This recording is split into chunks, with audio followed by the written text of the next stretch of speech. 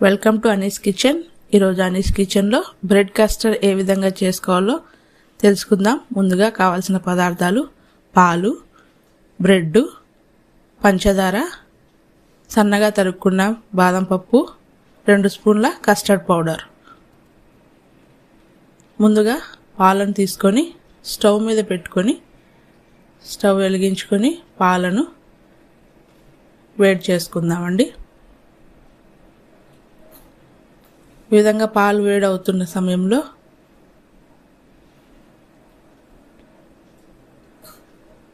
Custard పౌడర్ని తీసుకొని అందులో కొన్ని చల్లటి పాలు పోసి ఉండలు లేకుండా కలిపి పక్కన ఉంచుకుందాం.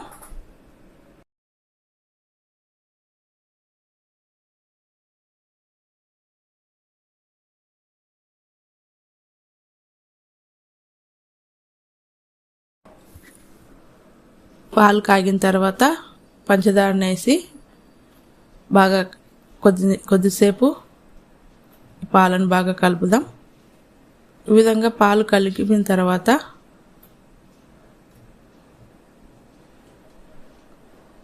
ముందుగా సిద్ధం చేసుకున్నటువంటి కస్టర్డ్ పాలను ఉండలు లేకుండా మరోసారి కలుపుకొని ఈ పాలను ఆ కాగుతున్నటువంటి ఆ పాలలో వేసుకుందామండి.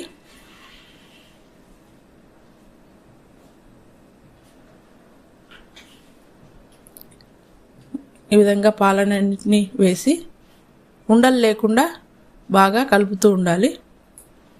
ఈ పాలు బాగా చిక్కపడేంత వరకు కస్టర్డ్ని పాలన్నింటినీ బాగా నీట్గా కలుపుకోవాలి. ఈ విధంగా కస్టర్డ్ పాలు చిక్కపడేంత వరకు వాటిని ఉండలు లేకుండా కలుపుతూ ఉండాలి. ఈ విధంగా కలుపుకున్న తర్వాత స్టవ్ ఆఫ్ చేసి వీటిని బాగా ఫ్యాన్ కింద పెట్టి చల్లారి పెట్టుకుందామండి. ఈలోపు పాలు చల్లారేలోపు బ్రెడ్ స్లైసెస్ తీసుకొని సైడ్లన్నిటినీ కట్ చేసేసుకుందాం. ఈ విధంగా స్లైడ్స్ కట్ చేసిన తర్వాత ఆ మిగిలినటువంటి ఆ పీసెస్ ఏవైతే ఉన్నాయో వాటిని ఒక మిక్సీ జార్ తీసుకొని వాటన్నిటిని మిక్సీ పట్టి బ్రెడ్ క్రమ్స్గా మనము తయారు చేసి పెట్టుకుందాం. ఈ విధంగా బ్రెడ్ క్రమ్స్ చేసుకొని ఉంచుకుందామండి.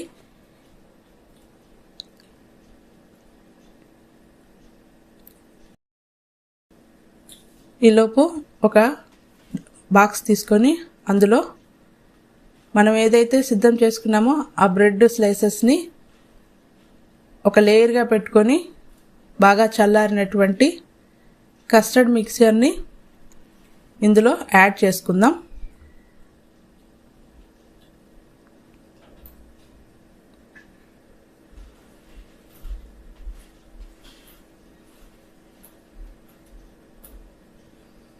ఈ విధంగా కస్టర్డ్ మిక్చర్ని ఒక లేయర్గా వేసేసుకుందాం.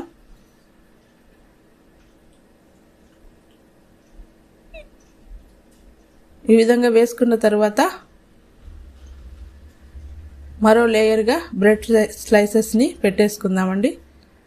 ఈ విధంగా మీకు ఇష్టం వచ్చినట్లు ఎన్ని లేయర్స్ అయినా పెట్టుకుంటూ వాటిని కస్టర్డ్ని వాటి మీద అప్లై చేస్తూ ప్రిపేర్ చేసుకుందాం. ఈ విధంగా సిద్ధం చేసుకున్న తర్వాత ముందుగా చేసి పెట్టుకున్నటువంటి బ్రెడ్ క్రమ్స్ని బాదం పప్పుల్ని దీని మీద యాడ్ చేసుకుందామండి. ఈ విధంగా యాడ్ చేసుకున్న తర్వాత ఇప్పుడు మిక్చర్ని మనం మూత పెట్టి ఫ్రిడ్జ్లో 1-2 అవర్స్ పెట్టేసుకుందాం. 1-2 అవర్స్ తర్వాత ఫ్రిడ్జ్లోంచి తీసి చూస్తే చల్లని బ్రెడ్ కస్టర్డ్ రెడీ అయిందండి.